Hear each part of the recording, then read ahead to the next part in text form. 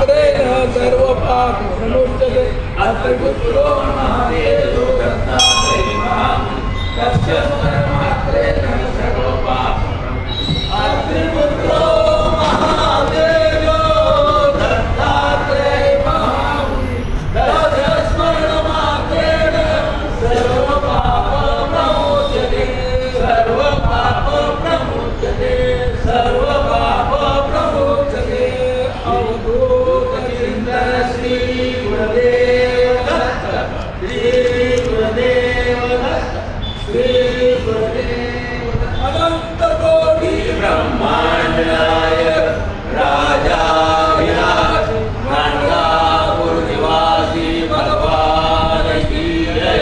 श्री राम जय राम जय जय राम। श्री राम जय राम जय जय राम। श्री राम जय राम जय जय राम। श्री राम जय राम जय जय राम। श्री राम जय राम जय जय राम। श्री राम जय राम जय जय राम। श्री राम जय राम जय जय राम। श्री राम जय राम जय जय राम। राजाधिराज रामचंद्र भगवान पवन सुत हनुमान उमा शिष्य का कोण आहे ना? जय जय रघुवीर समर्थ सद्गुरु समर्थ रामदास स्वामी महाराज की, सद्गुरु सखाराम महाराज की, सद्गुरु बाबा महाराज जय जय रघुवीर समर्थ।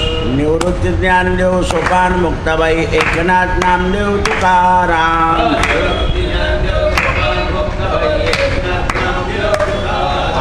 निवृत्ती ज्ञानदेव सोपान मुक्ताबाई एकनाथ नामदेव तुकाराम।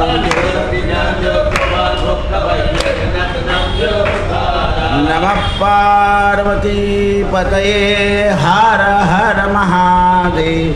सीताकांत स्मरण जय जय जय जय रघुवीर सद्गुरु समर्थ रामदास स्वामी महाराज, सद्गुरु सखाराम महाराज, सद्गुरु बाबा महाराज जय जय रघुवीर समर्थ।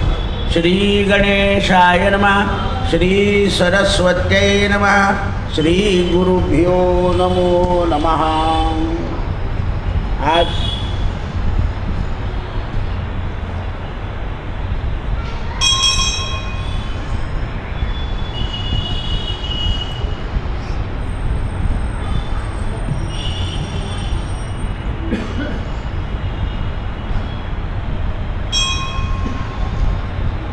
भक्तमाल ग्रंथामध्ये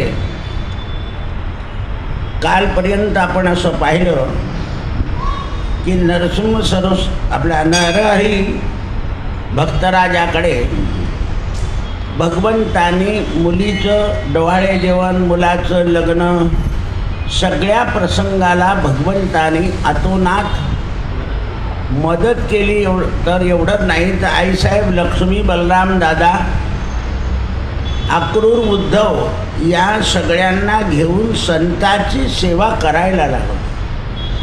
देवाला सुद्धा असं वाटतं संत संताची सेवा करतात, म्हणून संताची सेवा आपल्याकडून घडावी। ज्याप्रमाणे इथे घडली त्याप्रमाणे महाराष्ट्रात नाथ महाराजांकडे घडली, उत्तर प्रदेशात गेला तर रोहिदासाकडे घडली, हरिश्चंद्र राजाकडे घडली, तुलसीदासांकडे घडली, अनेक लोकांकडे भगवंतानी सेवा केलेली घडली। आज यशोधरजी संताचं नाव आहे, यशोधर। ह्या यशोधरांचा जन्म दिवादास नावाचे जे संत होऊन गेले यांच्या वंशामध्ये झाला आणि यांच्या वंशामध्ये रामभक्ती खूप होती। त्यामुळे आजोबांच्या मुखातून रामाचं वनगमन ऐकल्यावर या यशोधरांच्या मनामध्ये ईश्वराबद्दल अतोनात प्रेम निर्माण झालं. मग आता रामाच्या वनगमनाच्या प्रसंगामध्ये असं काय आहे की ज्या योगानं यांना ते प्रेम उत्पन्न झालं. तर आपण प्राथमिक रामायण सगळ्यांच्या डोळ्यासमोर आहे की विश्वामित्र रामाला मागायला आले. दशरथांचं अतोनात प्रेम होतं. कौशल्येचं रामावर अतिप्रेम होतं. कैकेयीचं होतं, सुमित्रेचं होतं आणि प्रजाजनांचंही प्रेम होतं. म्हणजे अयोध्येमधले लोक पूर्व सुकृतानं अयोध्येमध्ये जन्माला आले होते. अयोध्या ही प्रथम पुरी अशी आहे की मोक्षपुरीमधली आहे. अयोध्या, मथुरा, माया, काशी, कांची, अवंतिका, पुरीद्वारावतीश्चैव सप्तैते मोक्षदायकः. आता हे परवा अयोध्येचं जे हे झालं सुशोभीकरण, त्याच्यामध्ये फक्त 10% व्यापाऱ्यांनी विरोध केला होता आणि बाकीच्या 40% व्यापाऱ्यांनी सरकारला मदत केली होती किंवा तुम्ही म्हणता त्याच्यात आम्ही सहभागी आहे. मग या 10% लोकांनी यांना बिघडवण्याचा प्रयत्न केला. तर त्यावेळेस त्यांनी काय सांगितलं की आम्ही रामपक्षाचे आहोत. ज्याप्रमाणे रामाच्या आज्ञेमध्ये प्रजा राहिली त्याप्रमाणे सरकार सांगतं, त्याप्रमाणे आम्ही सरकारला सहमत आहे असं उत्तर दिलं होतं त्यांनी. कारण ही अयोध्या आहे. राजाच्या आज्ञेत राहिल्यानंतर काही सुधारणा आणि काही नुकसान होतं, पण जागतिक सुधारणा होते. आता बघा, ज्यांनी विरोध केला होता त्यांचाही व्यापार जोरात चालू आहे. कारण विमानानं लोक येत आहे, रेल्वे लोक म्हणजे विमानतळ झालं, रेल्वे चांगली झाली, सगळं चारी बाजूला झालं. प्रत्येकाचं चौपट उत्पन्न. मग आता देवाने असं केलं का 40% वाले आपल्या बाजूने बोलले म्हणून त्यांना जास्ती उत्पन्न दिलं आणि 10% वाले विरोध पडले म्हणून त्यांना कमी उत्पन्न दिलं, असं देवाने केलं नाही. म्हणून ती प्रेमभूमी आहे. ह्या ज्या मोक्षपुरी आहे ह्या प्रेमभूमी आहे. त्यामध्ये गेल्यानंतर आपल्याला ईश्वराविषयी सात्विक प्रेम जागृत होतं. कारण ते दृश्य दिसतं. ते जे दृश्य आहे, दृश्य मोहही जागृत करतं, प्रेमही जागृत करतं आणि लोभही जागृत करतं. दृश्य काय करतं? प्रेमही जागृत करतं, मोहही जागृत करतं आणि लोभही जागृत करतं. आज या दृश्यामध्ये सगळ्यांचा लोभ वाढतोय. आता याचं एक उदाहरण सांगतो तुम्हाला. एका राष्ट्राने एक औषध काढलं.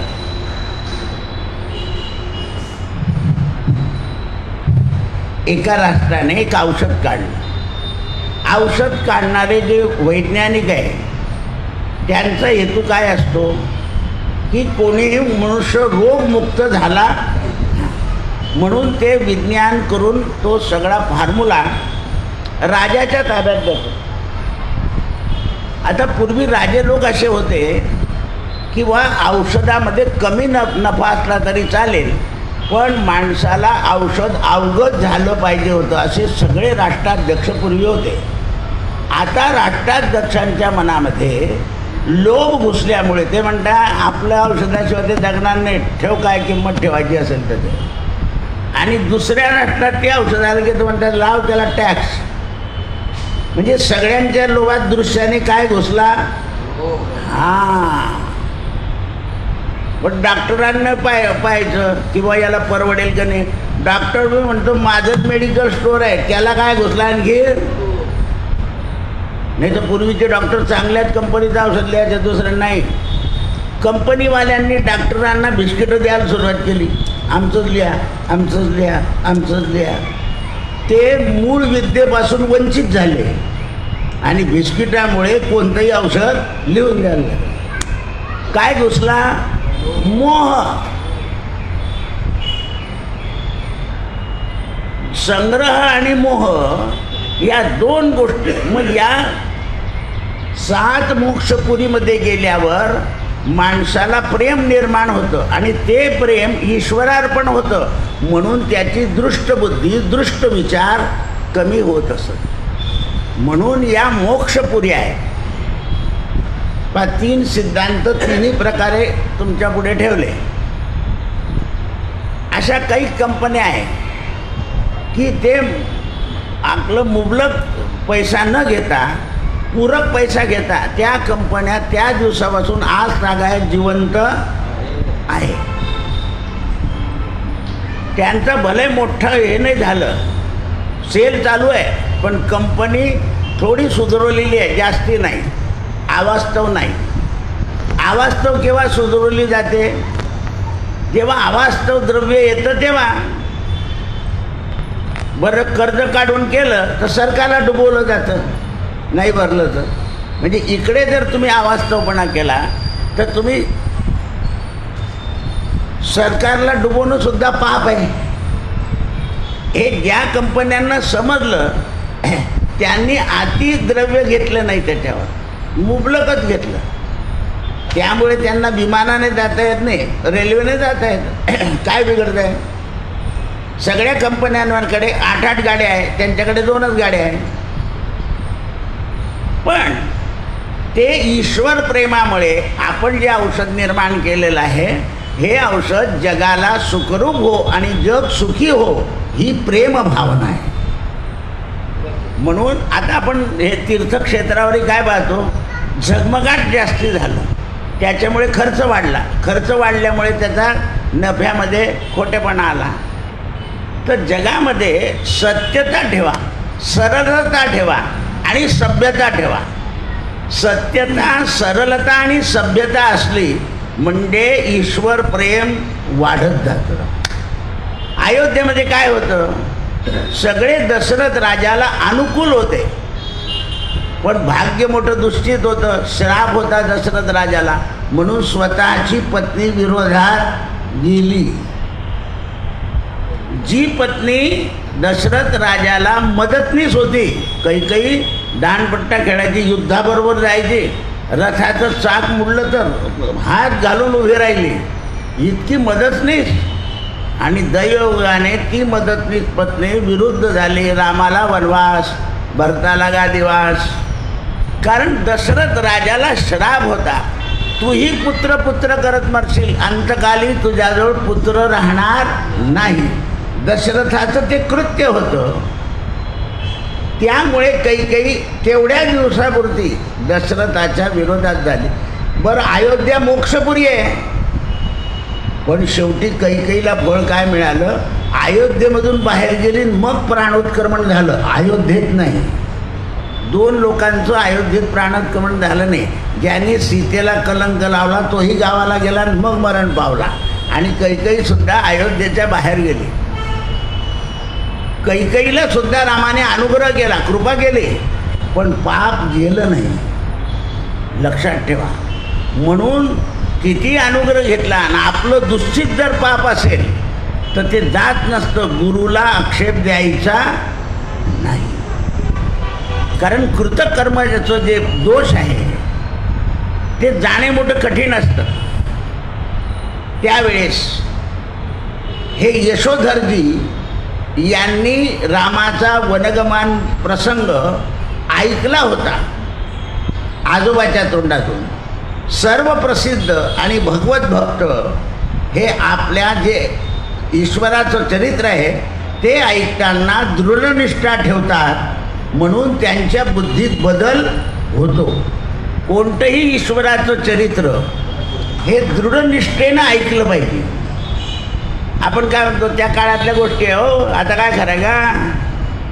कोणाचं आहे? जग कुठे चाललं? चंद्रावर. असे उदाहरणं देऊन टाकतो तुम्ही.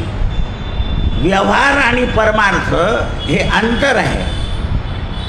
अंतःकरण शुद्धीच्या गोष्टी या ईश्वर निष्ठेशिवाय राहत नाही, टिकत नाही. अथवा आपल्या काही लोकांनी राष्ट्रभक्ती केली आहे. ज्या वेळेला सरकारने स्वातंत्र्य सैनिकांना मदत जाहीर केली तेव्हा बऱ्याच निष्ठावंतांनी त्यांना आम्हाला मदत द्यायची नाही, त्यांनी विरोध केला नाही, कोणाला नाव ठेवलं नाही, स्वतः मदत घेतली. कारण आम्ही सेवा केली आहे, सेवेचा मोबदला घेतला म्हणजे पुण्य क्षीण होईल. मग आता ज्यांनी केली सेवा ते आता गेले तर ते काय, त्यांना फळ काय मिळेल तर पुढच्या जन्मी हे यांनी राष्ट्र निष्ठा ठेवल्यामुळं पुढचा जन्म असा मिळेल की जन्मजातच ते त्यागी म्हणून जन्माला येतील आणि मनुष्य जन्म संपवतील. कारण त्याग अशी कल्पना आहे की जन्म मरणाचा फेरा चुकून जातो. त्यागात निरंतर शांती भगवद्गीता सांगते. मग त्याग हा कोणी आणू शकतो. गरीबातला गरीब मनुष्यसुद्धा त्याग आणू शकतो. श्रीमंत आणू शकत नाही. परिस्थिती असून सुद्धा त्याग आणू शकत नाही. कारण त्याग हा आपल्या बुद्धीला दृढ झाला पाहिजे. जसं एखादा मजूर असतो, मालक म्हणतो घे आज 100 रुपये, मालक राहू दे, मला ज्या दिवशी गरज पडेल ना त्या दिवशी मागून गेला, आता नको. बाकीच्या नोकरी काय ना, अरे घेणं देतो येतं, तो म्हणतो नाही. कारण एकदा सवय लागली की नेहमी केव्हा देतील केव्हा देतील केव्हा देतील हे होतं. म्हणून जुने लोक काय करायचे, औषधाला लग्नाला मदत करून द्यायचे एकदम. कारण ती मदत आवश्यक असते. आरोग्याला, मरणाला, मरणाचे पैसे दिले तर परत घ्यायचे नाही लोक, राहू दे. कारण ती जी सेवा आहे ती ईश्वर निष्ठेने घडते. काय घडते, ईश्वर निष्ठेने. पानपोई लावल्यावर शेठ रांजण घेतो, नंतर ते रांजण विकून टाकतो का तो म्हणतो ज्याला लागेल त्याला घेऊन जा. कारण त्याने ते धर्मार्थ ठेवलेले होते. आपले सगळे काय म्हणतात, अरे विकून टाकणं पैसे कामात पडते ना, असं आहे ते. कारण आपल्याला ती निष्ठा नाही आहे की त्याने धर्म केला आहे ना, मग धर्माच्या गोष्टीचं आपण द्रव्याने घ्यायचं. ज्याला गरज आहे त्याला देऊन द्यायची. कारण त्याच्याने ती गरज पूर्ती होते. म्हणून काही संत तुम्हाला असं सांगताना की तुमचे जुने कपडे गरीबाला देऊन टाका. का तर तुम्ही त्याचं काय करणार आहे,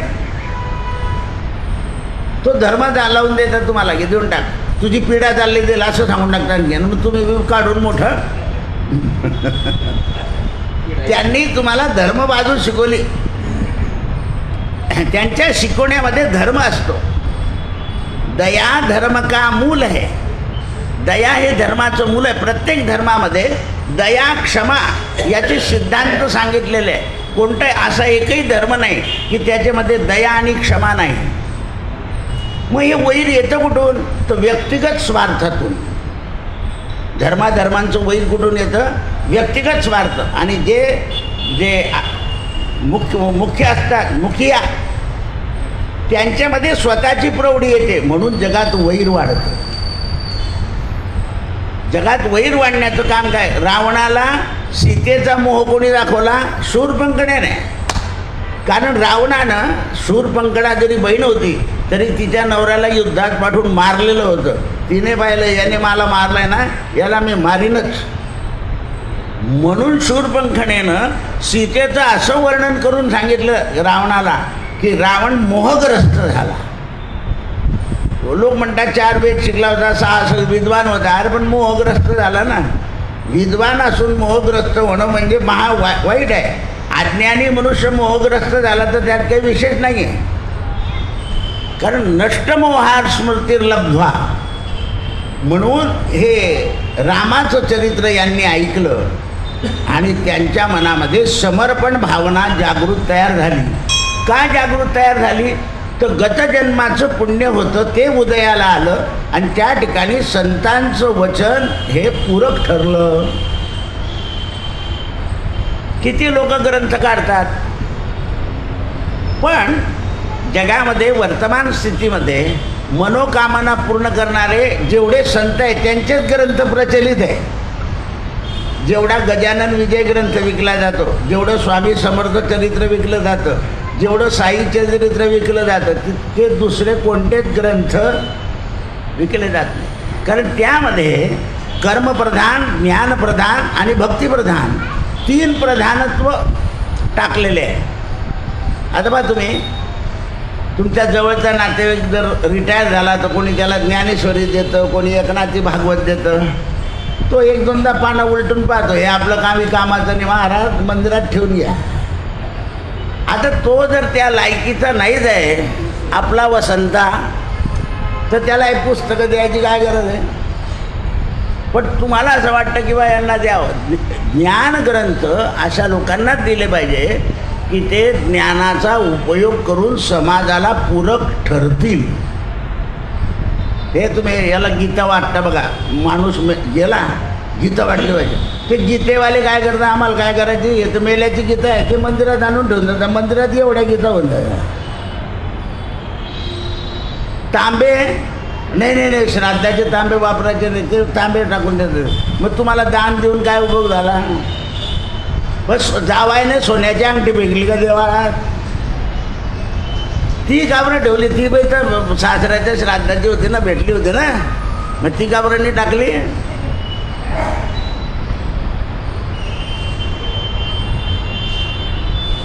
आता तुझा सासरा गरीब होता म्हणून नाही भेटली तुला, पण भेटले ना. हे लक्षात ठेवा. काय झालं त्या तांब्याला, अंगठी चालते आणि तांब्या चालत नाही का सासऱ्याचा. हे लक्षात ठेवा. जावयाला दिल्यानंतर 100 लोकांचं पुण्य मिळतं म्हणून लोक देत आहे.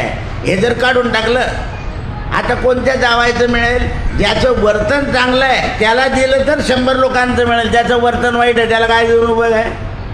त्याने अंगठी मोडून टाकायला धूम करावी. आणखी पोरीला अशा जावायचं कसं काय 100 लोकांचं पुण्य मिळणार आहे. हे लक्षात ठेवा. भाच्या 50 ब्राह्मण सांगितलं आहे, कारण बहिणीला आनंद झाला पाहिजे म्हणून. दुसरं काय उद्देश आहे त्याच्यामध्ये. पण भाच्याने मामाशी कायम स्नेह राहावा हे सांगितलेलं आहे. हे लक्षात आलं पाहिजे आपल्याला. म्हणून सनातन धर्माचे जे चरित्र आहे ते चरित्र माणसाचं पूर्वपुण्य आणि दृढ श्रद्धा वाढवण्यात मदत करतं. आता हे आपण सगळे स्वातंत्र्यवीरांच्या कथा ऐकतो, भगतसिंगाची, शिवाजी राजांची, ज्यांनी आपल्या जीवापार स्वातंत्र्य केलं आहे, त्यांची कथा कशा करता ऐकायची, राष्ट्रप्रेम जागृत होण्याकरिता. आता इतिहास का तयार होत नाही, तर सगळेच भ्रष्ट आहे. कोणाचं चरित्र लिहून काढतील ते, कोणी आपलं चरित्र लिहिणार नाही म्हणून सगळे नेते आपलं आत्मचरित्र स्वतः लिहून राहिले. ते लायब्ररीमध्ये पडतं, कारण सत्यता कमी आहे. जोपर्यंत प्रजाजन आंधळं होतं तोपर्यंत या बाकीच्या नेत्यांना मानलं. आता प्रजेला कळायला लागलं की यांना त्यांनी काळं गोरं काय केलं आहे, त्यामुळे त्यांच्यावरची भावना उडून गेली. हे लक्षात आलं पाहिजे. म्हणून हे यशोधर हे असं ऐकत असताना अत्यंत सेवाभाव सुरू झाला यांचा. आई वडील, समाज, गावातले साधू संत, हे सर्व जीवांमध्ये ईश्वर भाव त्यांचा जागृत झाला. कोणालाही मदत करायची. परोपकार हे पुण्य आहे आणि परपीडा हे पाप आहे. हे ज्याच्या बुद्धीमध्ये बसलं त्याच्या हातून होणारं कर्म जे आहे ते परोपकार रूपानं होतं. आणि परोपकाराचं पुण्य विशेष आहे. आपल्याला उदाहरणं दिलं आहे की परोपकाराकरता झाडं उभे आहेत. परोपकाराय फलंती वृक्षः, परोपकाराय वहन्ति नद्यः. मग परोपकारार्थम इदम शरीरम, हे शरीरसुद्धा परोपकाराकरता आहे. आपण आपल्या कुटुंबीय लोकांचं करताना सुद्धा हे ईश्वरपण भावनेने आपण करतोय असं म्हणून जर केलं तर तिथे आपला स्नेह राहत नाही. पण हे माझे आहे असं म्हणून केलं की तिथे स्नेह अटकतो. म्हणून त्यावेळेस अनेक साधू लोकांची सेवा सुरू झाली. यशोधराजींना आपलं कुटुंब जे मिळालेलं होतं, पत्नी, पुत्र, आई, वडील, हे सुद्धा भगवत भक्तीच्या प्रेमानं पुरेपूर भरलेले होते. त्यामुळे घरातलं वातावरण अनुकूल होतं, प्रतिकूल न होतं. आयुष्यामध्ये आपल्या घरातलं वातावरण सुद्धा अनुकूल असणं हे महत्त्वाचं आहे. पहिल्या प्रथम पती पत्नी एकामेकाला अनुकूल पाहिजे. पती पत्नी एकामेकाला अनुकूल आले की तेच गुण मुलांमध्ये येतात, आणि ते मुलांमध्ये आले की घरामध्ये अनुकूल वातावरण होतं. आपण जर पती पत्नींमध्ये कपट केलं तर ते आपलं कपट पती करो अथवा पत्नी करो, कपटाचं फळ वाईट आहे आणि सरळपणाचं फळ चांगलं आहे. मग ते मुलांमध्ये येतं आणि मुलंसुद्धा कपट करतं. बरेच मुलांना पगार असतो पण आईला आणि बापाला माहीत नसतो इतका आहे. सासऱ्याला मात्र नक्की माहिती असतं. अशी परिस्थिती आहे आज. का माहिती नको? त्यांनी मात्र तुमच्याकरता पैसे ठेवावे, तुम्हाला वारस लावून ठेवायचं खाली. आई वडिलांनी डिपॉझिट ठेवताना वारस तुम्हाला लावायचं. तुम्ही मात्र तुमची कमाई काय होईल? आई वडिलांना आनंद होईल की माझ्या मुलाला चांगलं धन मिळतं, तो सुखी राहील. पण आपल्या मनात काय येतं? यांना जर कळालं की याला खूप पगार आहे तर हे आपल्याला कमी देतील. आपला अनुभव प्रसिद्ध करा ना, स्वतःचा करायचा, दुसऱ्याकडे नाही पाहायचं, दुसऱ्याकडे बोट नाही करायचं. आपल्या मनात काय येतं? का आपल्या मनात असा गुण येतो? कशा करता येतो? हे जे गुण येत गेले, जसं स्त्रिया आपल्या आईवडिलांजवळ अगदी प्रेमानं बोलतात, तसं सासू सासऱ्याजवळ प्रेम सुरू करा. 1-1.5 वर्षात त्यांना बदलणं भाग आहे, बदलतीलच ते. कारण प्रेमानं जर वन्य प्राणी मित्र होतात तर मनुष्य का नाही मित्र होणार? सुरुवातीला कटू अनुभव येईल थोडासा, हे लक्षात येईल आपल्या. पण कालांतरानं ते इतकं प्रेम होईल तर यशोधनांची मनातली अभिलाषा संपली. तेव्हा देवाने पाहिलं की याची थोडीफार तरी अभिलाषा आहे का, याची परीक्षा पाहावी. परीक्षा अत्यंत विचित्र रूपानं पाहिलेली आहे. तुम्ही ऐकल्यानंतर तुमच्या मनात विचार येईल, हे देवाचं काम आहे का कोणाचं काम आहे? आधीच सांगून टाकलं मी तुम्हाला, विचित्र रूपाने देवाने त्यांची परीक्षा पाहिलेली आहे. साधू वेश धरून भगवान आले यशोधनाच्या घरी की याला संतावर प्रेम आहे, काय करायचं? यशोधनाच्या मनात एकही अभिलाषा आता राहिलेली नव्हती. संकोच नावाची गोष्ट नव्हती. जसे देव आले तसे हे शरण गेले. हे गेल्याबरोबर यांची पत्नी, पुत्र, आई, वडील सगळे शरणागत. देवाला अनुभव आला की खरोखर हे सगळे एकमताचे आहे. सगळं घरातलं कुटुंब नमस्काराला आलं की मुलीला पाहणारे पाहुणे सुद्धा म्हणतात संस्कारजन्य बरं दे. बरं आम्ही गेल्याबरोबर सगळ्यांनी पटापट पाया पडला. बाहेर नुसत्या नमस्काराबरोबर पण एक माणूस म्हणतो त्यांनी पोहे नाही केले. पोहे जाऊ दे रे, पोह्याला काय लावलं आहे? पण सगळे नमस्काराला बोलवावं लागलं का कोणाला? एक म्हणतो पोहे केले नाही, पण तू दुसरा म्हणतो जाऊ दे पोहे. पोहे काय करतो? बिना मानाच्या पोहेपेक्षा मान महत्त्वाचा आहे. काय झालं? प्रेम. संस्कार. नमस्कार काय करतो तर आपल्या घरातले संस्कार दाखवतो. मग नमस्काराने काय होतं? नमस्कारे दोषांचे गिरीवर नासती. नम्र झाला भूता तेने कोंडिले अनंता. नम्रत्व आहे. पण अपरिचित माणसाच्या समोर अति नम्रत्व दाखवू त्याच्याने आपण फसतो, हेही समजलं पाहिजे. बरेच लोक प्रवासामध्ये अति नम्र होऊन जातात आणि त्याची बॅग मारली जाते. मग हे शिक्षण आहे. कारण जनात कसं वागावं आणि बाकीच्या ठिकाणी कसं वागावं हे लक्षात ठेवलं. समाजामध्ये वागणं एकदम परिपूर्ण असावं आणि दुसऱ्या समाजात गेल्यानंतर किंवा परगावात गेल्यानंतर अर्ध एकदम वागण्यापेक्षा राम राम संपलं. तो समाज म्हणाले हा बोळसट आहे, जाता जाता याला तिकीट काढायला लाव आपलं. असा असतो समाज. समाजामध्ये जोपर्यंत सत्वगुण आहे तोपर्यंत समाज चांगला आहे. समाजात रजोगुण आणि तमोगुण आला की समाज खराब झाला. पहा तुम्ही, संस्कारजन्य लोकांकडे अजून आपलं लक्ष नाही, श्रीमंतीकडेच लक्ष आहे. श्रीराम, मुलगी श्रीमंताकडे दिली गेली पाहिजे आणि सून सुद्धा तिकडूनच आली पाहिजे. कशाकडे लक्ष आहे? कोणालाही प्रेम समाधानाकडे लक्ष नाही आहे, द्रव्याकडे लक्ष आहे. आणि द्रव्य हे चंचल आहे, मन बिघडवणार आहे. वडिलांकडे किती असलं म्हणून मुलीला किती द्यायचं हे ठरलेलं आहे, तेवढ्या प्रमाणात देईल तो. म्हणून ते म्हणतात की भगवंताने विचित्र परीक्षा पाहिलेली आहे. आता प्रभूच्या मनात भय आणि संकोच नसतं आणि यशोधनाच्या मनामध्ये सुद्धा भय आणि संकोच नव्हतं. म्हणून भगवान म्हणाले, महाराज मी एक अभिलाषा घेऊन आलो आहे तुमच्या घरी.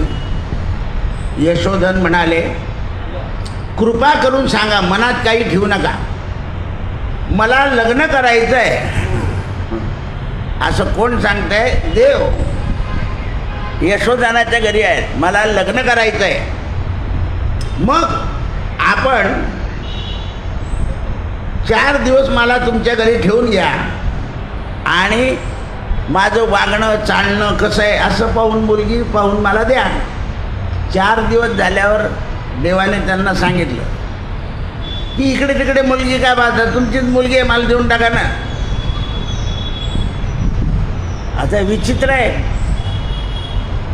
तुमचीच मुलगी मला देऊन टाका. हे म्हणत चांगलं चांगलं, वैष्णवाला मुलगी देणं भाग्याचं लक्षण आहे. आता आपले लोक सुद्धा वैष्णव आहे पण मान भावाच्या घरी पोरगी देऊन टाकतात. पहा तुम्ही काय, तुमचंच पहा ना, असं आहे. त्या पोरीला पंचायत होते सगळं, मग ती गुच्चूप आमच्याकडून काही विधी करून घेते. तिला सत्यनारायण चालत नाही, ते मंदिरातल्या सत्यनारायणला पैसे देते. मग त्यांना गणपती चालत नाही, मंदिरात गणपती बसवायला लावते आणून. काय करावं लागलं शेवटी? धर्म हा चोरून करावा लागला.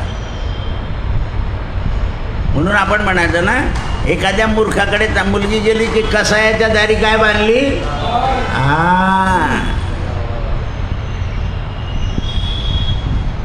असं आहे ते. मग लोक काय म्हणतात, तिथं नशिबत होतं. असं नाही. आपण लग्नाच्या वेळेला परीक्षण करणं हे आपलं काम आहे. परीक्षण करून जर परिस्थिती बदलली तर ते भाग्य आहे, पण आधीच तसं नाही करायचं. परीक्षेवेळी नाणं सुद्धा घेऊ नये. खोटं असलं तर काय उपयोगाचं आहे, ते चालणार नाही बाजारात. म्हणून त्यावेळेस तुमच्याच मुलीला देऊन टाका मला. ते म्हणाले ठीक आहे. झालं, मुलगी द्यायची. आता मुहूर्त काढायचं. म्हणे पहा, मला 1 लाख रुपये पाहिजे, नुसती मुलगी नाही घेणार बे. सगळं कुटुंब म्हणालं असं करा ना महाराज, आमच्याच घरी राहून द्या, काय करता 1 लाख रुपये घेऊन, असं म्हटलं आणि देवाने रूप बदलवलं. यशोधनाने देवाला नमस्कार केला. असं सुद्धा म्हणालं नाही की देवा तुम्ही अशी काय परीक्षा पाहिली. सगळं घरातलं कुटुंब आलं, देवाच्या भराभर पायावर पडलं. आणि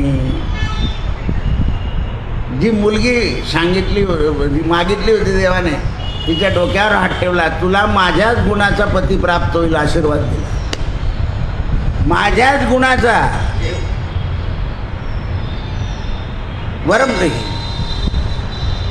पण यशोधनानं देवाला असं नाही विचारलं की देवा तुम्ही अशी परीक्षा कशी काय पाहिली माझी? मग देवाने सांगितलं, तुझी परीक्षा का मी अशी पाहिली हे आता ऐक. कारण माणसाची ममता आपल्या कुटुंबीय लोकांमध्ये राहते. त्या कुटुंबीय लोकांवर तुझी काय ममता आहे संसारामधली? म्हणजे देवा तुम्ही तर त्रिकाल ज्ञानी आहे ना, मग माझ्या मनामध्ये ममता हे तुम्हाला कळत नाही का? म्हणे नाही, भक्तांच्या प्रेमानं मी आंधळा झालेला असतो. भक्तांच्या प्रेमानं मी आंधळा होतो. आंधळ्याची बुद्धी काम करत नाही कारण त्याला दिसत नाही काही. आंधळा जर पैसे मागायला बसला तर कोणी 10 रुपये टाकतो, 5 रुपये. एक माणूस येतो सुट्टे घेतो म्हणून सगळेच उचलून घेऊन चालला जातो, त्याला काही दिसत नाही बिचाराला. मग जे कामांध आहे त्यांना जगात देव दिसत, जे क्रोधी आहे त्यांना देव दिसत नाही. देव कोणाला दिसतो? ज्यांना ज्ञानदृष्टी आहे त्यांना देव दिसतो. आपल्याला मतलबाच्या वेळा देव दिसतो. देवा लग्न चांगलं पार पाडतो बरं, काही करू नको, म्हणजे लग्नापुरतं पार पडत असं आहे. हे लक्षात नाही येत आपल्याला. आपण कामापुरता देवाला भजायला जातो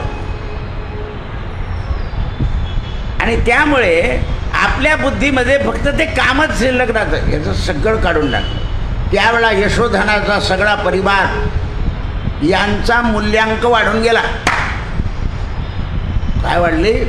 मूल्यांक वाढलं. अरे बरं, आजूबाजूच्या शेजाऱ्यांनी देवाचं दर्शन घेतलं. घरी शेजारी येते, काय चाललंय पाहायला तर येणारच. आपण आता पडदे लावून ठेवतो, शेजाऱ्याला पाहू देत नाही, ती गोष्ट वेगळी आहे. पण दुसऱ्याच्या घरी भानगड होतं तेव्हा खिडकीचं जाळं काढायच्या निमित्ताने पाहून घेतो. इतके मतलबी आहे आपण. असं आहे ते. त्या शेजाऱ्यांना इतक्या दिवस राहिल्यामुळे देवाचं दर्शन घडलं. म्हणून देवाने सांगितलं की संतांच्या सहवासात राहतो तो सुखी होतो. संतांची संगती मनोमार्ग गती आकाळावा श्रीपती येणे पणते. मग ज्या लोकांना माहिती असतं ना सगळं परमार्थ मार्गातलं येतं त्याचं, त्यांना लोक म्हणतात तुम्ही देवळात जाता ना, या ना मग आमचं एवढं काम करून द्या ना. तेव्हा बरोबर त्यांना वाटतं. आणि काम नसलं ते काय देवळात जाणार आहे भोळे बाबडे, त्यांना काय समजतो? अशा प्रचार करतात हे वडाळ डोरो. असं आहे ते. त्यांना काम जेव्हा पडतं श्राद्धाचं पक्षाचं तेव्हा बरोबर विचारायला जाते. म्हणून जास्त कोणाला काही सांगू नये. आता आपले लोक असताना कोणी गेलं हे मंदिरातला हार घेऊन ये, अरे त्यानं कधी देव पाहिला नाही, हार जाऊन काय करील? ज्याला सद्भावना आहे त्याला सांगायचं की मंदिरातला हार घेऊन या. कुठलाही उडला पुळक्यात दिसतो तो हार मागायला येतो. म्हटलं का मंदिर पाहिलं का? म्हणे नाही कधी आयुष्यात नाही. बापाला वागवलं नाही म्हणे त्याने, काय मंदिर पाहिलं तो? आणि त्याला कोणाचा हार घालला आहे? हे असे उद्योगी असतात लोक, आपले लोक. असं करू नये, कारण त्याला अधिकारच लागेल. तो ईश्वराचं पुष्प आहे, ते काही साधन आहे ना. आता आम्ही तुम्हाला म्हणतो पैसे येतील म्हणून तुम्ही घराला लावून देतात जुना हार, निघाला की पटापट ओढतात. पूर्वी कोणी ओढे ना 2-4 लोक घेत, आता तो ओढतो कारण पैसे मिळतात. हा फेकून देतो रोज. असं आहे.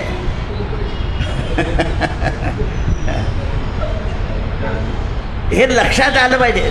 पुष्प जे आहे ना ते कोमल झाल्याशिवाय त्याला टाकायचं नाही, कारण त्याच्याकडे पाहून माणसाला आनंद होतो. म्हणून मुलं आणि फुलं ही देवाघरची फळ. असं आहे ते सहजासहजी टाकू नये, त्यांना असे सुशोभित करून लावून ठेवावे. सुशिक्षित माणूस काय लावतं त्याच्यावर डास बसताना मलेरिया होईल. काय होईल? मलेरिया. म्हटलं घरातलं भंगार काढते ते बरेच डास बसतात त्याच्या. नाही म्हणे भावने म्हणे त्याला अजून काढणं ते भंगार. काय ठेवतो? वाईट विचार लवकर काढा आणि चांगले विचार. यशोधन काय नाव आहे? यशोधन. यश मिळण्याचं धन आहे, संताचं नाव आहे यशोधन. यशोधन हे गावातल्याही संतांची सेवा करायचे आणि आलेल्याही लोकांची. गावातल्या लोकांचा अनादर करत नाही, कारण खरे संतपूजक होते. म्हणून देवानं इतकी कडक परीक्षण घेतलंय. एकदा काय झालं, हे यशोधन दुसऱ्या गावाहून सामान खरेदी करून संतांच्या अन्नदानाकरता सामान घेऊन येतात. त्या चोरांनी पाहिलं की याच्याजवळ बरंच धान्य, गूळ, साखर, तेल आहे, म्हणून ते बरोबर तीर कामटे घेऊन उभे राहिले. हे बैलगाडीमध्ये एकटा सामान आणत होतं. देवानं पाहिलं आज आपल्या भक्तावर संकट आलं, म्हणून दुसऱ्या बाजूनं राम लक्ष्मण, जे चरित्र ऐकलेलं होतं, विश्वामित्रांच्या यज्ञाच्या रक्षणाला गेलेले पूर्वीचं जे चरित्र मनामध्ये होतं आणि त्याचं जे प्रेम होतं, तर ते राम लक्ष्मण दुसऱ्या बाजूने बाण धनुष्य घेऊन उभे हे त्यांना दिसलं. तर त्यांनी त्या कांबड्या घेणाऱ्यांकडे पाहिलं नाही की हे जर राम लक्ष्मण माझ्या रक्षणाकरता आले आहे. विश्वामित्राचं चरित्र ते श्रवण केलेलं, ते प्रत्यक्षात रक्षणाला राम लक्ष्मण आले तेव्हा त्यांना आनंद झाला. गाडी सोडून दिली आणि तडकन खाली कुदले आणि राम लक्ष्मणांच्या चरणावर मस्तक ठेवलं. यशोधरानं सांगितलं, प्रभू भक्ताकरता एवढा त्रास? म्हणाले, तुझ्या मनामध्ये जे प्रेम निर्माण झालं होतं रामायणातलं आमचं चरित्र ऐकून, त्याची परतफेड करायची आहे. म्हणजे आपल्या मनामध्ये ईश्वराचं प्रेम. म्हणून आम्ही कुठे कथाला गेलो ना, तर काही लोक म्हणतात, दादा आज नाथांचं चरित्र सांगा, आज सखुबाईचं चरित्र सांगा, आज नरसिंह मेहत्याचं चरित्र सांगा. कारण या चरित्रानं काय होतं, म्हणून सगुण चरित्रे परमपवित्रे सादर वर्णावी. तुम्ही किती ब्रह्मज्ञान सांगितलं कीर्तनात, तर ते उठलं की म्हणतं आजचं कसं, हां आज काही मजा नाही आली. कारण सगुण चरित्र जी आहे ती माणसाला पवित्र करतात आणि त्याच्याने पवित्र विचार उत्पन्न होतात. सगुण चरित्रे परमपवित्रे सादर वर्णावी, तिचे वर्णनच तसं करायचं. नाथा घरी श्री हरी घासी चंदन, म्हणजे तो कीर्तनकार तशीच क्रिया करतो. तर त्याच्याने भावना जागृत होते आणि भावनेशिवाय जग चालत नाही. मना पावना भावना राघवाची, धरी अंतरी सोड चिंता भवाची. म्हणून काही लोक सामाजिक सेवा करून मग परमार्थात येतात. म्हटलं का आता समाजाला सेवेची गरज नाही, मी आता इकडे आलो असं सांगतात. आता समाजाला सेवेची गरज नाही, आता तुम्ही सुद्धा काय म्हणता, आम्हाला कोणाची गरज नाही, सगळे कॉन्ट्रॅक्ट दिले, आता एन्जॉय करायचं. म्हणजे समाजाने येऊन प्रेमाने, तुम्हाला लग्नामध्ये जेवायला वाढणारा माणूस कोणत्या कक्षातला हेवी कळत नाही, कसा वाटतो तो प्रेमाने वाटतो की घ्या तरी म्हणेल का तो. एकदा गेला की तिकडेच उभा राहतो, परत हाका मारतो, अरे वरण आणणं वरण आणणं. आणि समाजाचे लोक तटस्थ, बरं घ्या हो घ्या ना, आम्हाला पुण्य लागलं पाहिजे, घ्या जरा खा. केवढा फरक झालाय. त्यामध्ये तरुण मुलं मुली वाढायच्या, लोकांना सुना पटवून द्यायचं, ही पोरगी कोणाची तपास केला की जमलं. आता तुम्हाला मासिकामध्ये छापावं लागतं 3-3 वर्ष, तरी बी नवरी भेटत नाही आहे, नवरी भेटत नाही आहे. कारण काय, समाजात मिसळत नाही. तो आमचा बेलसर येतो ना, तो रोजच रडतो. त्याला म्हटलं तू समाजात गेला नाही ना, कोण समाज उभा राहील. तुम्हाला समाजामध्ये मिसळलं, सुखाला दुःखाला प्रसंगाला केव्हा तरी जाऊन तुम्ही कृतज्ञता व्यक्त केली पाहिजे, तेव्हा कळवळा निर्माण होतो. कोणीच कोणाचं नाही. कसं काय, तुम्ही कुठे गेले नाही तर कोण कोणाचं होईल. पहिल्या दिवशी नाही गेलं तर तिसऱ्या दिवशी जा, तिसऱ्या दिवशी नाही गेले तर 10व्या दिवशी जा, नाही 10व्या दिवशी गेलं तर 13व्या दिवशी याच्याकरता जा. पण जा, तिथे पैसे जाता असं पाहू नका. चुलत पुतण्याला चुलत काका ओळखता येत नाही अशी परिस्थिती झाली आहे. तो विचारतो का रे कसं काय चाललंय, ठीक आहे म्हटलं, बोलत बी नाही तो. म्हणजे तू ओळखतच नाही तुला, तर काय तो मुंबईहून काल झाला. ओळख राहिली नाही, नातेवाईकांची ओळख करून देत नाही. आपल्याला काय करायचं आहे, जास्त ओळख केली तर मुंबईला आल्यावरती आपल्याकडे उतरतील म्हणे. असं आहे ते, असं झालंय तुमचं काम.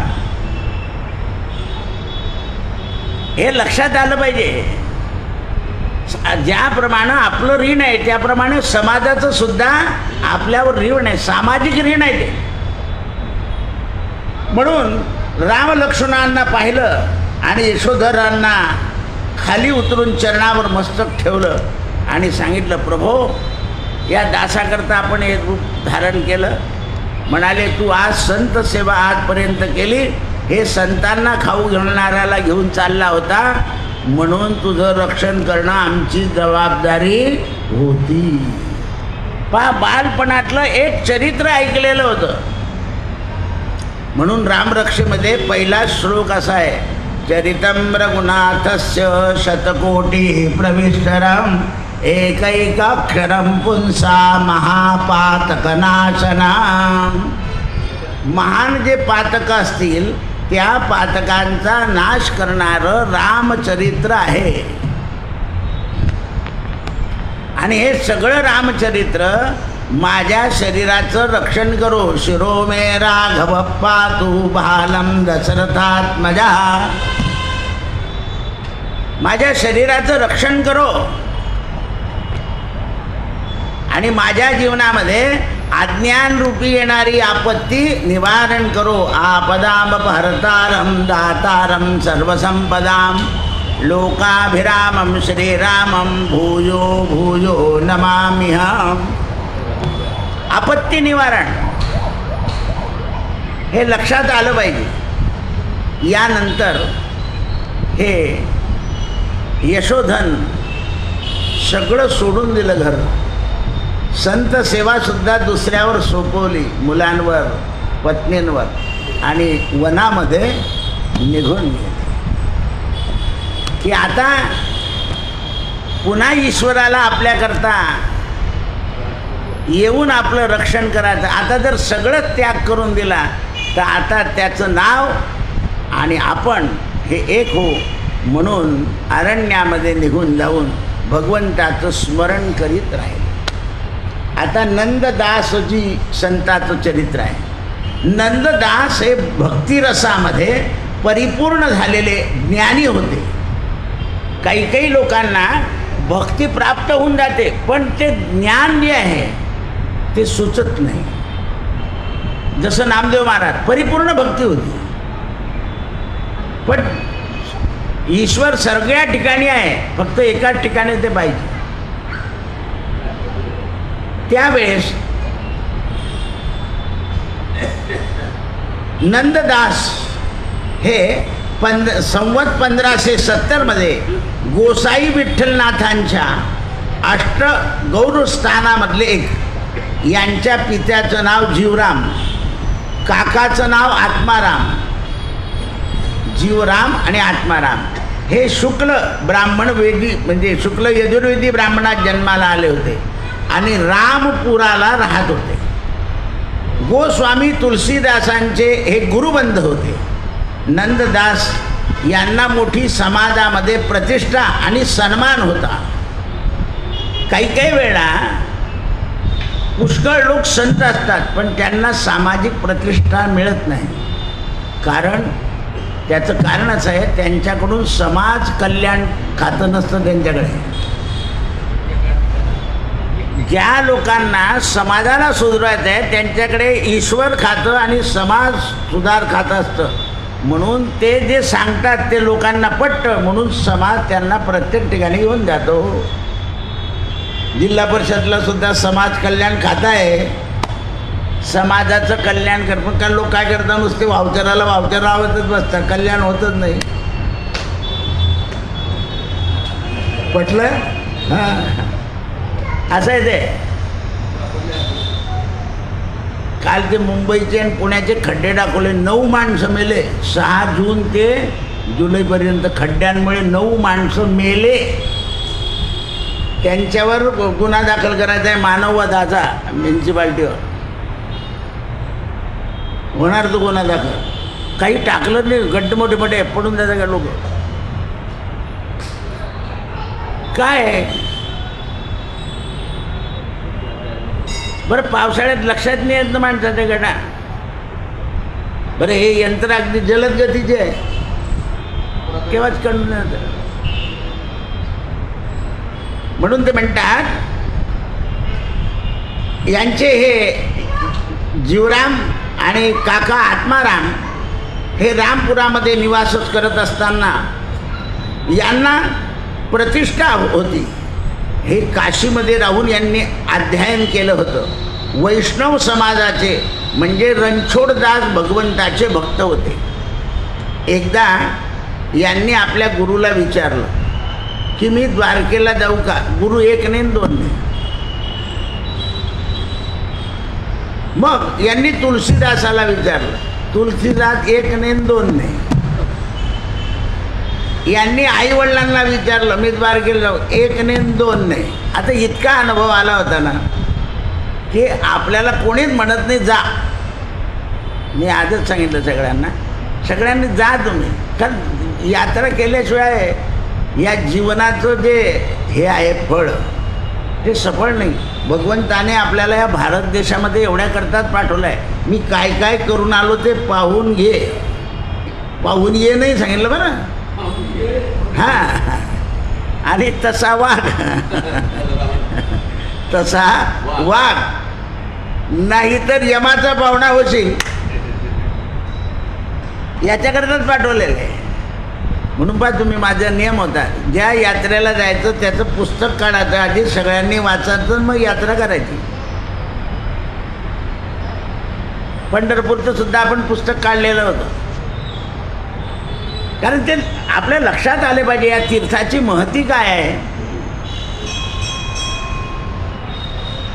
ते नामदेव महाराजांचं मठ आहे ना त्याच्यामध्ये एक दगड आहे नामदेवाच्या शेजारी. मी तुलसीदास महाराजांना म्हटलं महाराज परीस दाखवा ना मला. ते हसले. म्हटलं बघ चरित्रामध्ये परीस लिहिलं आहे मला काय. तर त्यांना वाटलं काही पाहतं मी गेलो आणि त्या परिसावर डोकं ठेवलं असेल. म्हटलं म्हणत दादा काय. म्हटलं या लोखंडाचं सोनं होतं हे त्याचे लोखंड भरलं आहे जबरदस्त स्टील. त्याचं सोनं झालं पाहिजे ना. नामदेवाने आईला सांगितलं होतं तो जामीन आहे दगड. हे लक्षात ठेवा. संतांच्या चरित्रामध्ये मोठं रहस्य असतं.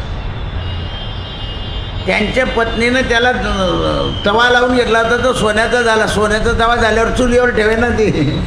कोण ठेवीन सोन्याचा तवा चुलीवर. मग दुसऱ्याचा मागून आणला. दुसरी बाई म्हणजे तुझा तवा कुठे गेला म्हणे असाच झाला म्हणे तू जाई लावून घे. नामदेव महाराजांनी पहिला हात घोटाळा होतो. देवा आवर ही माया. आवरली गेली सगळे परत लोखंडाचे. तर संसारी जीव जो आहे ना तो कथेपर्यंत अगदी सोनं असतो. कथा झाली की एकामेकावर उमरी तुमरी सुरू होऊन जाते. हे लक्षात आलं पाहिजे की जीवाचं सोनं कशाने होईल.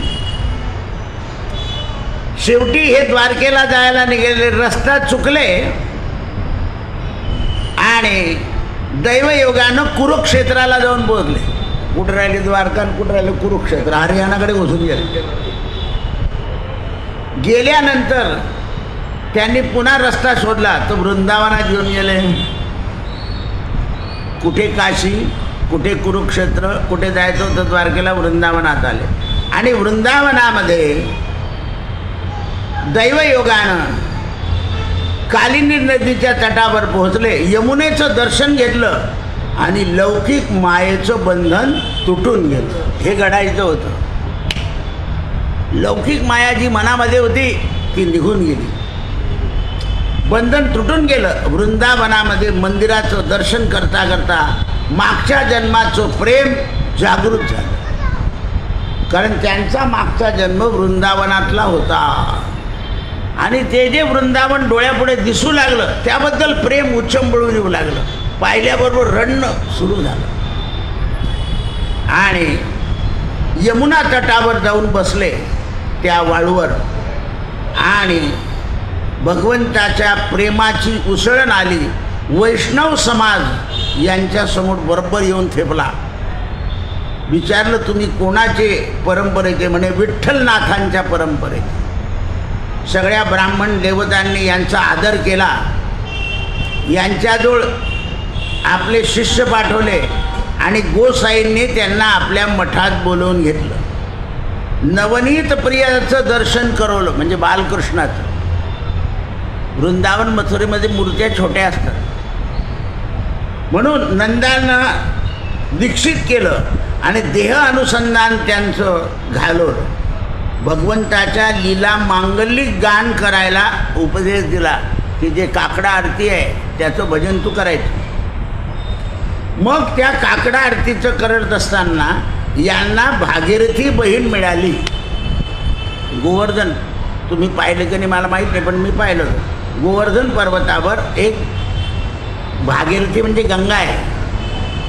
जशी 12 वर्षानंतर आपल्या नाशिकला गंगा येते, ते गंगेचं मंदिर 12 वर्षानंतर उघडतं सिंहस्थामध्ये, तसं गोवर्धन पर्वतावर सुद्धा गंगा आहे.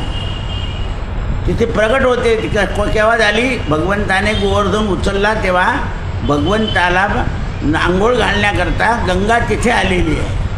म्हणून गंगा भारतभूमीमध्ये कुठेही प्रगट होते. सरस्वती गुप्त राहते, गंगा प्रगट होते आणि यमुना प्रेमरूपानं सगळ्या भूमीवर फिरते. यमुना तीर विहारा. यमुना सुद्धा भक्तीचं प्रतीक आहे, गंगा ज्ञानाचं प्रतीक आहे आणि सरस्वती विद्येचं प्रतीक आहे. म्हणून त्यावेळा विठ्ठलनाथांनी त्यांना गुरुचरण वंदना लिहायला सांगितली. काम सुरू झालं. द्वारकेला गेले असते तर हा प्रेम सागर बन, कारण तिथे राजा आहे देव. तिथे क्षत्रिय रूपात प्रगट झाले, इथे गवळी रूपात प्रगट झाले. म्हणून तिकडे यादव म्हणतात देव आमचे आहे. आम्ही काही गांजा पिऊ काही पिऊ पण देव आमचेच आहे, दुसरे ते. म्हणून स्वरमय कंठामध्ये भक्ती टाकली त्यांच्या आणि ते भगवंताचे पद विठ्ठलनाथांच्या कृपेने विठ्ठल मंगल रूप निधाना कोटी अमृतस हसमृदू बोलन सब जीव जाना करुणा निधान सिंधू कल्पतरू. गुरुबद्दल काव्य सुरू झालं. मग यांनी सांगितलं आता गुरुबद्दल सोड आणि भगवंताबद्दल कर.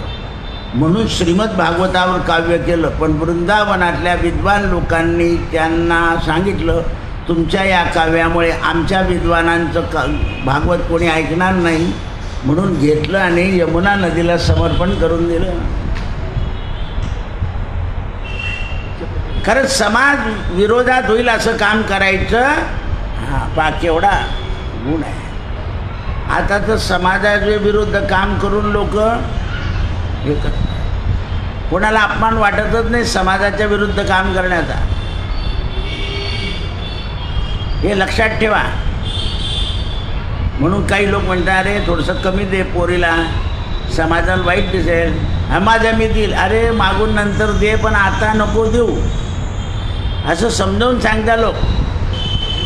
मग त्या लोकांना तर अरे कधी खराब नाही घाला तर आपलं चाललं जाईल ना धन, तेव्हा ठिकाणावर येतो तो. तसंच आहे ना, लिवड डाळपोर आहे, खराब नाही घाला तर देत नाही परत. त्याच्याकरता एकदम उतावीळ होऊ. हां, आपली जुनी म्हण होती उतावळा नवरा गुडघ्याला वाशिंग. तसंच त्याला आहे की कोणतंही काय करायचं असेल तर आतोनात नको. म्हणून त्यावेळेस या नृदासांनी उच्चतम कोटीचं काव्य केलं आणि गुरुच्या आदेशाप्रमाणे व्रजलीला, यमुना लीला, गोवर्धन लीला याच्यावर काव्य केलं आणि ते काव्य जगामध्ये प्रसिद्ध झालं. नंदन हे सुरदासांच्या म्हणण्याप्रमाणे काव्य करत होते, महाकवी होते.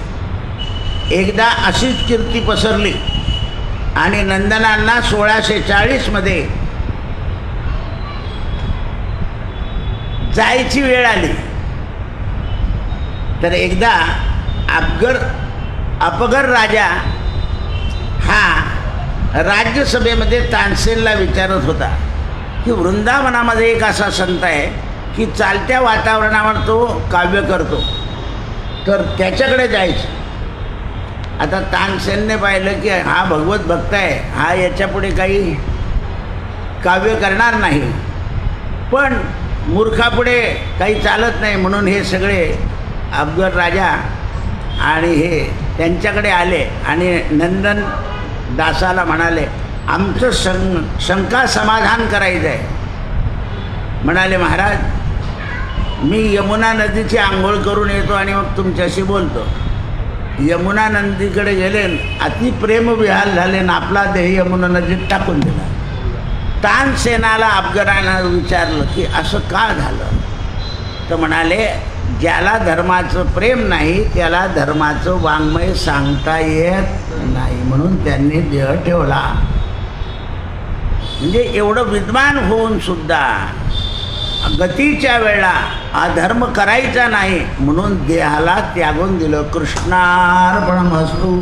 सत्यगुरु राये कृपा मज केली, सापडविले वाटे जाता गंगा स्नाना, भोजना मागती तुप पाव शेर.